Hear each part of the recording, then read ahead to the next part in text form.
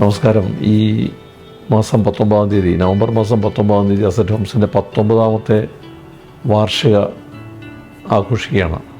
ആഘോഷമെന്ന് പറയുമ്പോൾ ഒരു തിരിഞ്ഞോട്ടം കൂടിയാണ്. വിശ്വാസ്യതയിലും സത്യസന്ധതയിലും സമർപ്പണ ബോധത്തിലും മനുഷ്യബന്ധങ്ങളിലും അധിഷ്ഠിതമായിട്ടുള്ള ഒരു ഫൗണ്ടേഷനിലാണ് ഈ ഓർഗനൈസേഷൻ പടുത്തുയർത്തിയിരിക്കുന്നത്. അതുകൊണ്ട് തന്നെ ആനിവേഴ്സറികൾ എന്ന് പറയുന്നത് അസറ്റ് ഹോംസിനെ സംബന്ധിച്ചിടത്തോളം ഒരു പോസല്ല, നമ്മളെ സംബന്ധിച്ചിടത്തോളം അതൊരു പുതിയ പ്രോമിസാണ്.